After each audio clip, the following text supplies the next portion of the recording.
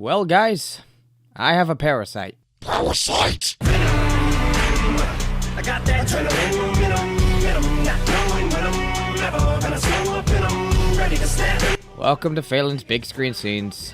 Today, we're talking about Venom. The greatest movie ever made. Oh yeah? We'll see about that. Venom is a movie made by Sony in the third attempt to start a cinematic universe. This time, a universe based solely around Spider-Man characters, without Spider-Man for obvious reasons. I don't get it either. But now, we finally get a movie about the lethal protector, eater of brains, and callers of turds in the wind. Like a turd in the wind. Venom. Which of course is a weird idea, having a Venom movie without Spider-Man since he pretty much thrives off of Spidey, but hey, over the years Venom had a lot of standalone stories in the comics, so who's to say he can't pull it off in a movie? It's worth a shot considering the negativity surrounding the last interpretation of Venom in film. Look at him.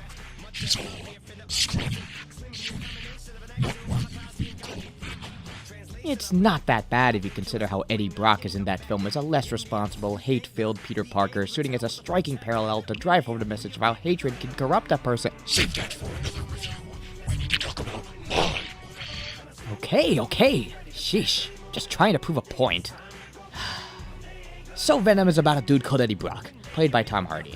He was a man who was once a great reporter, fallen down on his luck, and lost his job and practically everything after confronting a man named Carlton Drake, who has been allegedly killing people for the sake of science. So, this is fine in concept, watching the downfall of a person thanks to an antagonist and seeing how the world can punish those who don't deserve it. But this leads to one of the biggest problems of the film, the pacing. This plotline happens way too fast. I argue in the first 15 minutes, or at least that's how it feels, since so much is focused on speeding through plot points, giving you little time for character development. And then all of a sudden, we get to a long time skip and the movie pretty much starts anew. You end up just questioning, what just happened? Fine by me. Only means we get to the fun stuff faster. True, this means that it's only a matter of time before Eddie infiltrates Drake's factory, the Life Foundation, and sees that they're experimenting on gooey alien life forms known as symbiotes. One bonds with Eddie, and the two are on the run from the Life Foundation and their sinister plans. And this is when the movie becomes... Comedy, complete with slapstick action, witty chemistry, and enough quotes to fill a book of memes. Yeah, so basically the tone of the movie changes from a dark tragedy to pretty much an action comedy, as Eddie copes with this alien named Venom. The two bicker, and every once in a while Venom fully takes over and... gives you the brutal action you're looking for, and it's awesome. Granted, since this movie's PG-13, you're not getting any gore, but I don't think that's an issue. A movie isn't better for how much gore it has anyway. Just look at the ratings of the Saw movies. Blood doesn't always equal quality. Neither does a copious amount of memes you can make from it. Nearly every character aside from Eddie and Venom are boring, forgettable, or just downright trash. Look at Carlton Drake. Easily one of the worst villains in movie history. There's no nuance to his motivation. Every time it speaks, it feels so try-hard preachy to drive home the point that he's the bad guy, and come on. Quoting the Bible does not make you a smart character. Practically any villain who does that is pretty much a death sentence, since it's simply a means to seem smart and righteous despite everything else they do. Except Ultron. He's awesome. Yeah, I'll agree with you on that front. Oh, how about Annie, played by Michelle Williams? She and Tom Hardy have practically no chemistry. It just seems like she's playing Pepper Potts without any of the charm or likability. The only person who deserves any sort of credit is Annie's boyfriend after dropping Eddie, Dan, a likable doctor who just wants to help the guy.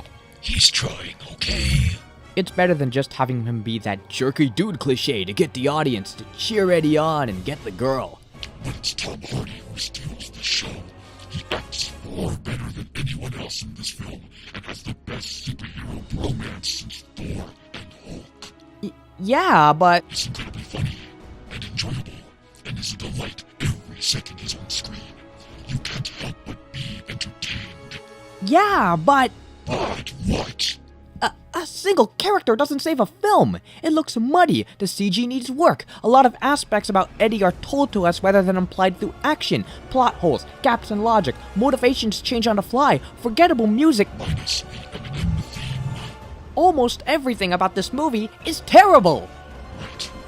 Okay then. Okay then. Shoot. Do you recommend the movie? Huh? Do you recommend the movie? Bastard. Spit it out, coward! Yes. I thought so. Venom is horrible. Might be as bad as A Wrinkle in Time, my least favorite movie of the year so far. The plot is basic, predictable, not as dark as they marketed it as, full of problems, barely any likable characters. It's incredibly bad. But what's fun about it is so fun, you can't help but smile when you watch it. It's the epitome of a guilty pleasure. It is. It really is. It's so fun, I never regretted watching a single minute. I'll even see the sequels. It's the perfect example of seeing a movie for a completely different reason than normal. Some people just go see a movie to have fun, not to think, not to analyze, just enjoy. All it takes is a simple emotional attachment to go far. This is why this movie has a low critical score, but a high audience rating. Yeah, pretty much.